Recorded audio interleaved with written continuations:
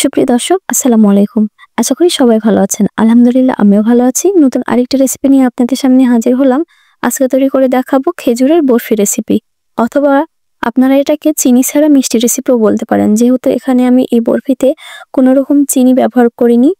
বাচ্চাদের ইমিউনিটি বুস্টে এবং গর্ভবতী মায়েদের জন্য একটি পরিপূরক খাবারও বলতে পারেন। যেহেতু এখানে আমি বিভিন্ন প্রকারের বাদাম, তিল এবং খেজুর ব্যবহার করেছি। তো এই বরফিটা তৈরি করতে খুব বেশি সময় প্রয়োজন হয় না। খুব অল্প সময়ের মধ্যে এই বরফিটা তৈরি করা যায়।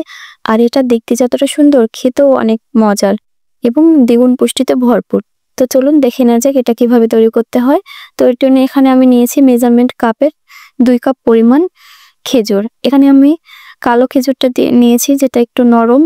আপনারা আপনাদের পছন্দ মতো যে কোনো খেজুর এখানে নিতে পারেন। আর আমি ধুয়ে পরিষ্কার করে নিয়েছি এবং মাঝখানে যে বিচিটা থাকে সেটা ফেলে দিয়েছি।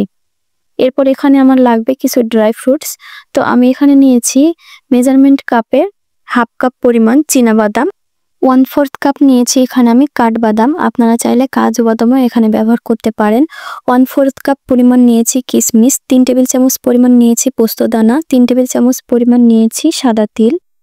আপনারা চাইলে কিন্তু এখানে পোস্তদানাটা বাদ দিয়েও এই বরফিটা তৈরি করে নিতে পারেন।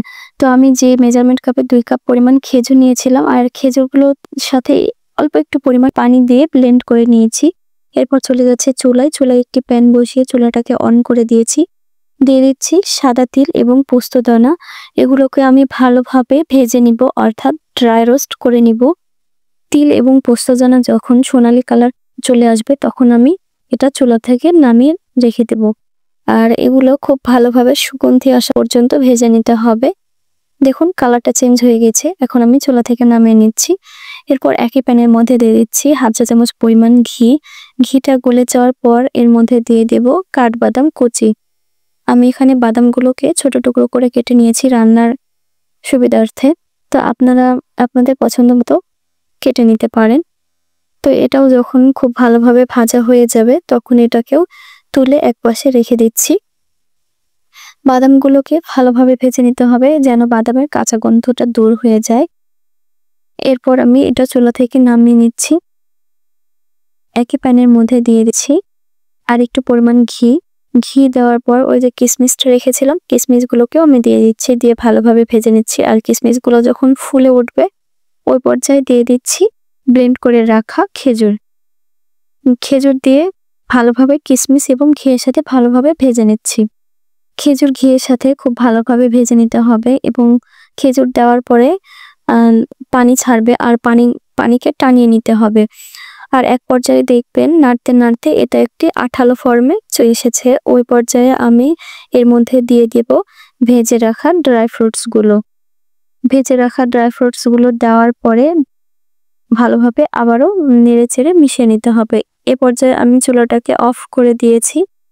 দেওয়ার পর ভালোভাবে নেড়েচেড়ে মিশিয়ে নিতে হবে এবং হালকা ঠান্ডা হলে এটাকে আমি বরফি আকারে শেপ দেব। আপনারা চাইলে আপনাদের পছন্দ মতো ডিজাইন করে নিতে পারেন।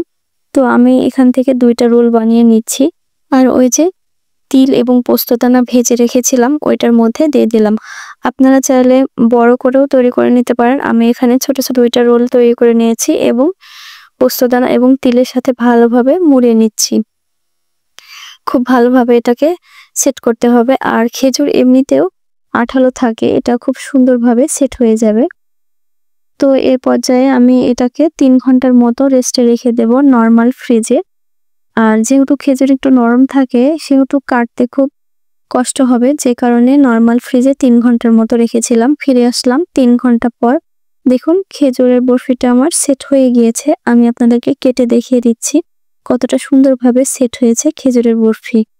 তো এই তো এরই মাঝে আমি কেটে নিচ্ছি। দেখুন সুন্দরভাবে এটা কিন্তু কেটে যাচ্ছে সেট হওয়ার কারণে। আর এটা যদি আপনি বাইরে রাখতেন তাহলে কিন্তু এত সুন্দরভাবে কাটা যেত না। এই তো এরই মাঝে তৈরি হয়ে গেল আমার খেজুরের বরফি অথবা চিনি ছাড়া মিষ্টির রেসিপি। তো এই রেসিপিটা ট্রাই করে অবশ্যই বাসায় একবার বানিয়ে দেখবেন। কেমন লাগলো কমেন্টে জানাতে ভুলবেন না। এরকম নিত্য নতুন ভিডিও পেতে আমার পেজের সাথেই থাকুন এবং আমার চ্যানেলের সাথেই থাকুন। তো অসংখ্য ধন্যবাদ এতক্ষণ আমার ভিডিওটি দেখার জন্য। সবাই সুস্থ থাকবেন, ভালো থাকবেন। আল্লাহ হাফেজ।